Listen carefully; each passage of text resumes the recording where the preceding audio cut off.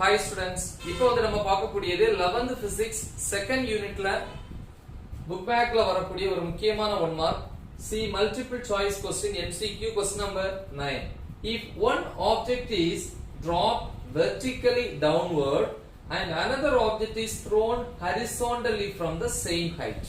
நல்லா பாருங்க, ஒரு surface இது வந்து H surface னு வெச்சுப்போம் இல்லையா?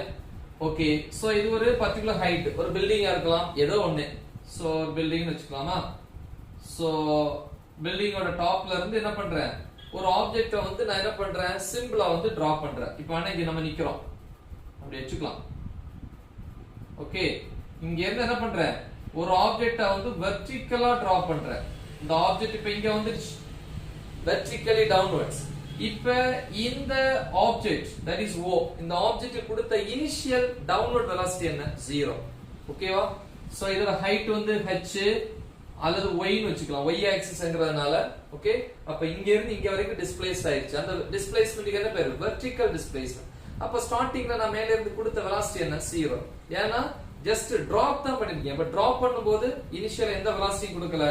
அப்ப initial velocity uy, initial velocity letter u, ஓகேவா, y directionங்கறதுனால uy equal to 0. சரி, அடுத்து என்ன பண்றாங்க பாருங்க, another object is thrown horizontally from the same height.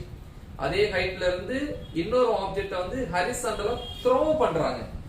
அப்ப ஹரிசாண்டலா இப்படி த்ரோ பண்றோம் இல்லையா, இப்படி த்ரோ பண்றோம். அப்ப கண்டிப்பா horizontal velocity ux is not equal to 0. ஆனா கொஞ்ச தூரம் போனதுக்கு அப்புறம் due to the acceleration due to gravity இல்லையா, சோ அதனால என்ன ஆகுது, அந்த ஆப்ஜெக்ட் திருப்பி எங்க வருது, x சர்ஃபேஸ்ல இந்த மாதிரி வந்து சேருது. ஓகே, எஸ், இப்போ டவுன்வர்ட் டைரக்ஷன்ல வருது, வெர்டிகல். அப்ப ஹரிசாண்டலா வெலாசிட்டி இருக்கு, வெர்டிகல் வரும்போது இதே இடத்துல initial velocity uy equal to 0 தான் வரும்.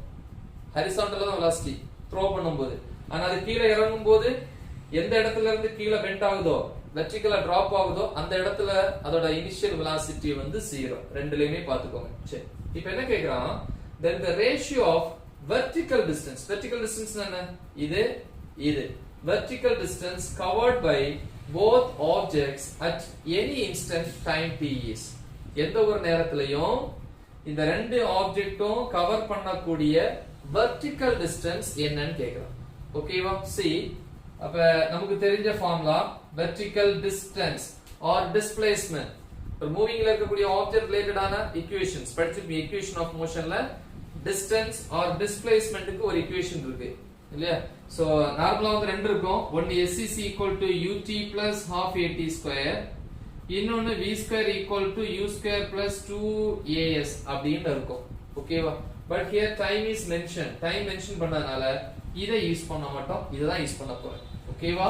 அப்ப இங்க எழுதலாம், by the equation of motion, by the equation of motion என்ன formula, s is equal to ut plus half at square. ஏன்னா ஆக்ஸலரேஷன், இங்க இதோட மோஷன் வந்து எதால நடக்குது, due to the gravity. So அதனால acceleration due to gravity gt square. ஓகேவா? So இதுதான் ஜெனரல் formula.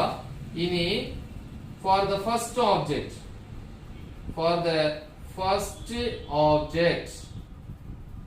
இந்த height இல்லையா, first object height என்ன, h1 னு சொல்லலாம், is equal to height h1 னு சொல்லலாம், இல்ல y1 னு சொல்லலாம், y axis, இல்ல displacement s1 அப்படினு கூட சொல்லலாம். ஓகே, நான் h1 எடுத்துக்கிறேன்.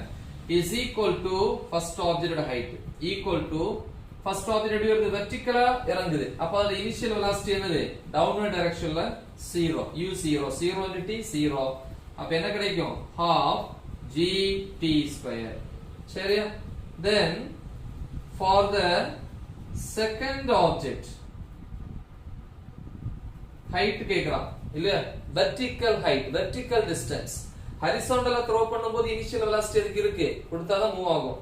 ஆனா அது எங்க இருந்து டிராப் ஆக ஆரம்பிக்குதோ, கொஞ்சம் தூரம் வரைக்கும் ஸ்ட்ரைட்டா போயிட்டதுக்கு அப்புறம் கீழே டவுன்வர்ட் டைரக்ஷன்ல டர்ன் ஆகும் இல்லையா. சோ அப்ப அந்த பாயிண்ட்ல கீழ் நோக்கி நம்ம எந்த வெலாசிட்டியுமே கொடுக்கல. அப்ப at that point அந்த ஆப்ஜெக்ட்டோட வெர்டிகல் டிஸ்டன்ஸை கம்பேர் பண்ணும்போது அதோட இனிஷியல் டவுன்வர்ட் வெலாசிட்டி அதுக்கும் 0. அப்ப இதுல 0 into t 0 is equal to half gt square. Okay. ஒருவேளை vertical horizontal கேட்டிருந்தா வேற மாதிரி இருந்திருக்கும். ஓகேவா answer? Okay, anyway, so the ratio h1 by h2 is equal to half gt square by half gt square cancel, which is equal to 1. The same. Okay, so answer is option A. That's it, very simple. இப்போ diagram போட்டீங்கன்னா சிம்பிளா வேலை முடிஞ்சிடும். ஓகேவா? So உங்க ஃப்ரெண்ட்ஸ்க்கு share பண்ணுங்க. All the best.